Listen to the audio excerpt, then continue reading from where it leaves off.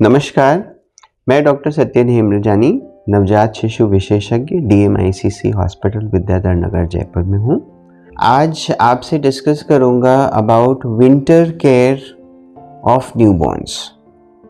आजकल आप देख रहे हैं कि मौसम जल्दी से बदल रहा है और इस बदलते मौसम में जो नवजात शिशु होते हैं उनको एक रिस्क रहता है अपना कई तरीके के बदलते मौसम में सर्दी, खांसी, ज़ुकाम और उसके अलावा जो खुश्की हवा में आ जाती है अपना, उससे इनकी त्वचा पे भी अपना नुकसान हो सकता है।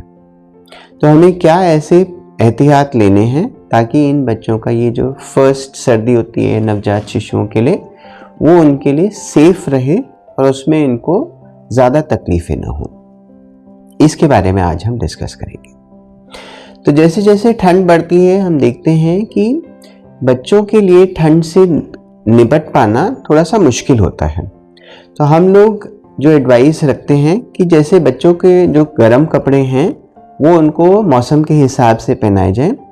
डायरेक्ट वुलन्स स्ट्रेट उनको स्किन पे ना लगने दें।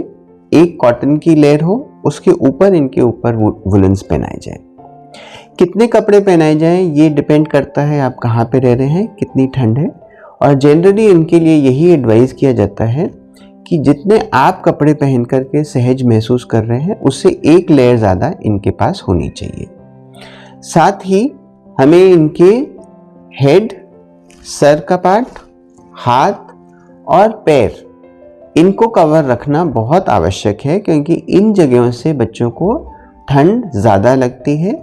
टेम्परेचर्स इनके ज़्यादा कम होते हैं और टेम्परेचर्स कम होने से इनके कई तरीके के नुकसान और होते हैं। बच्चों को अगर बाई चांस इन सब के बावजूद भी अगर हम देखते हैं कि उनको नाक में ज़ुकाम हो रहा है, स्पेसिफिकली इस तरीके का जिसमें उनको सुर-सुर की आवाज़ आए जो हमें कई बार छाती से भी लगती है, तब घबराने की बात नहीं है।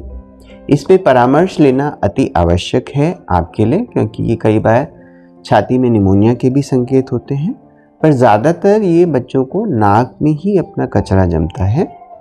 जैसे हमारे सिक्रीशंस होते हैं वैसे इनके भी सिक्रीशंस होते हैं, पर ठंड में स्पेसिफिकली रात में, शाम को जब ठंड ज़्यादा बढ़ती है तब ये बच्चों के नाक में जम जाता है, जिससे इसमें तरह तरह की आवाज़ें आती है।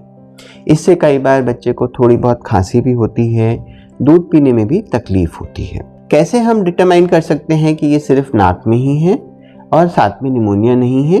उसके लिए बच्चे की सांस की गति को देखना और उसकी छाती पे ध्यान रखना कि वहाँ पे सांस लेते वक्त खड्डे पड़ रहे हैं या सांस की गति बहुत तेज़ पड़ रही है। साथ ही अगर बुखार का संकेत आता है तो वो निमोनिया की तरफ अपना संकेत देता है। या बच्चा अगर बहुत सुस्त हो रहा है, दूध नहीं पी रहा है, पेशाब नहीं कर पा रहा है, या उसके हाथ, पैर, जीभ या अपनी होंठ जो हैं वो नीले पड़ जाते हैं, तो ये सब निमोनिया, खतरनाक निमोनिया के संकेत होते हैं, जिसमें आपको तुरंत उसको अस्पताल में एडमिट कराना चाहिए। अगर सिर्फ नाक में ही उनको कचरा जमता है तो उसके लिए सरल उपाय होते हैं। बच्चों के अपने नाक में ड्रॉप्स आते हैं, सलाइन ड्रॉप्स, उसे डाल करके इस कचरे को अपना पतला किया जा सकता है।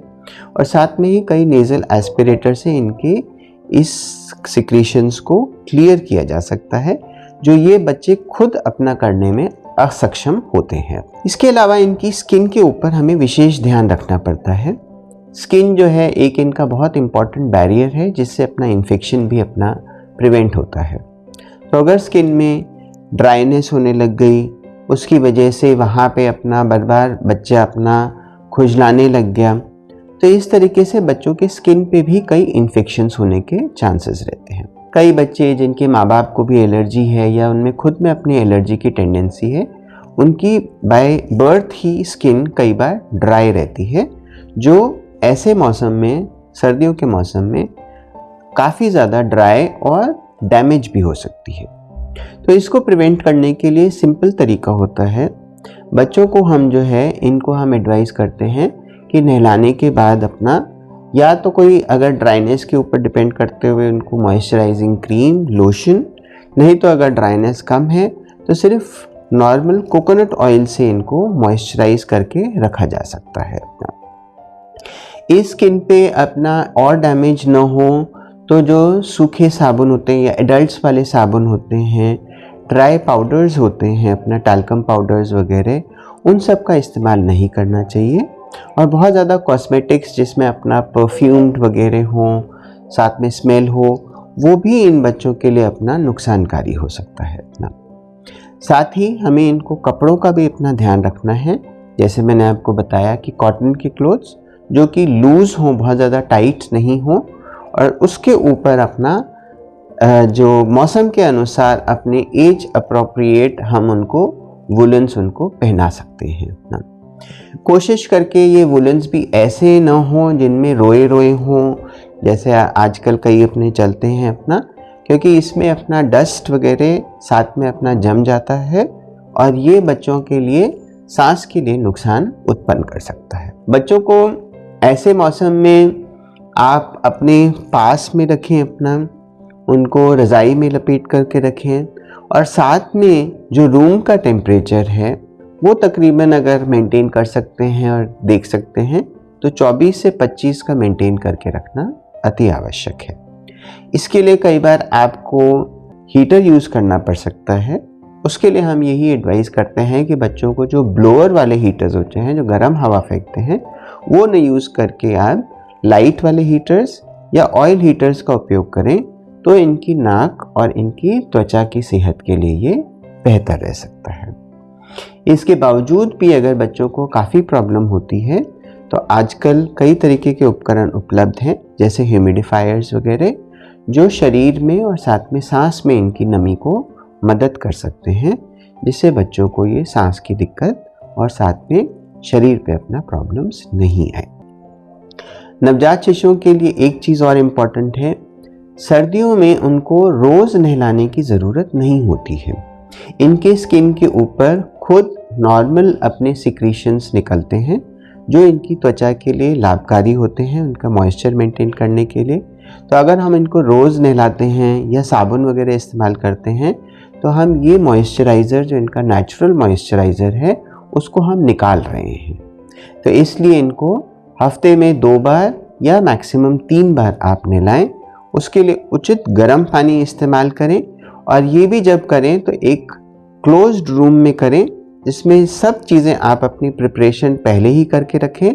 बच्चे को तुरंत अपना नहला करके और उसका सर्वर साफ़ करके तुरंत ही अपने एक टॉवल में लपेट करके उसको जल्दी से उसको सुखाएं, नहीं तो इससे भी बच्चों को नुकसान हो सकता है। आशा है ये सब आपके लिए हेल्पफुल रहेंगे और इससे आपके बच्चे जो हैं वो भी अपने आगे इस पीरियड में स्वस्थ रहेंगे। Thank you.